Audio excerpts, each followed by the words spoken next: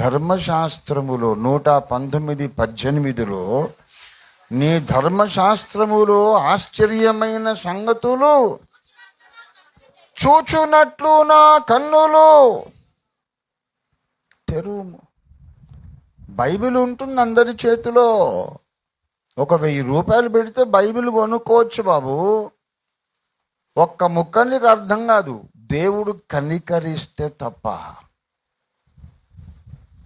బైబిల్లోని గూఢార్థము నీకు అర్థం కావాలంటే దేవుడిని కన్నులు తెరవాలి. ఏ కన్నులు? ఈయన కన్ను లేవా? చెప్పండి, దావీదు కళ్ళు లేవా? కళ్ళు లేకుండానే గొలియాతును ఒక్క దెబ్బతో చంపాడా? ఏం గురి అండి? దావీదు యొక్క గురి ఎంత అద్భుతమైన ఎయిమ్ ఉంది ఆయనకు. గురి చూసి వడిసెలో విసిరితే 5 రాళ్ళు తెచ్చుకున్నాడు. ఆ మిగతాయి పనికే రాలేదు, అసలు వాడనే లేదు. మొట్టమొదటి రాయి కొడితే సరిగ్గా వాడు శిరస్త్రాణం పెట్టుకున్నాడు. ఆ శిరస్త్రాణంలో సరిగ్గా ఇక్కడ ఒక దగ్గర రంధ్రం ఉంది. ఇది పోయి అదే రంధ్రంలో కొట్టాడు.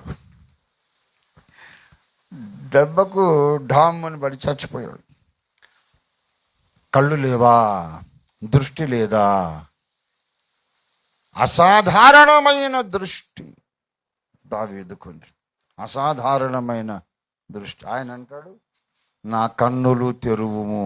ఏ కన్నులు తెరవాలి బాబు? ఏ కళ్ళతో చూసి గొలియాతును కొట్టావు నువ్వు? అతడు చక్కని నేత్రములు కలిగిన వాడు. తెలుసా మీకు దావీదు ఎటువంటి వాడు? అబ్బా, చక్కని నేత్రాలు. దావీదును గురించి లేఖనం అద్భుతమైన విషయాలు చెబుతుంది మనకు. అతడు ఎర్రనివాడు, రూపసి, మరియు చక్కని నేత్రములు కలిగిన వాడు. 1 సమూయేలు 16 ఏమండి 16-12 అతడు వాని పిలువనంపించి 16-12 లోపలికి తోడుకొని వచ్చాను. అతడు ఎర్రని వాడును. దావీదు యొక్క కళ్ళు చాలా బ్యూటిఫుల్ ఐస్, చాలా చక్కని నేత్రాలు. చక్కని నేత్రాలు, నిశితమైన దృష్టి కలిగినవి. అంత దూరాన ఉన్న ఆజానుబాహుడు వాడు పెట్టుకున్న గొలియాతు పెట్టుకున్న ఆ పెద్ద శిరస్త్రాణంలో నుదుట ఎక్కడ ఒక రంధ్రం ఉందో చూసి దాంట్లో కొట్టాడు. సరిగ్గా రాయి దాంట్లో కొట్టగానే నుదుటిలో చొచ్చిందంట రాయి. పోయింది, లోపల చొచ్చుకుపోయింది. అడ్డాం అని పడి చచ్చాడు. పర్వతం పడ్డట్టు పడ్డాడు. అటువంటి చక్కని దృష్టి కలిగిన నేత్రములు, చక్కని నేత్రాలు, అందమైన కన్నులు కలిగిన దావీదు ప్రార్థన చేస్తున్నాడు, నా కన్నులు తెరువు. ఏమయ్యా, కళ్ళు లేవా నీకు అంటే, ఉన్నాయి సార్.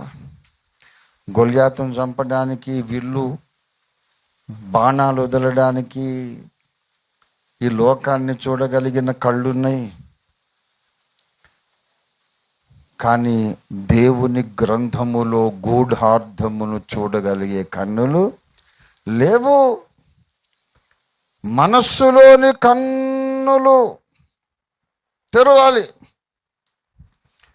ఆ మనస్సులోని కన్నులు, వాటి పేరే ఎలా తెలుస్తాడు దేవుడు? మనలోని ఊహలను, ఊహాశక్తిని దేవుడు ఆక్రమించుకుంటాడు.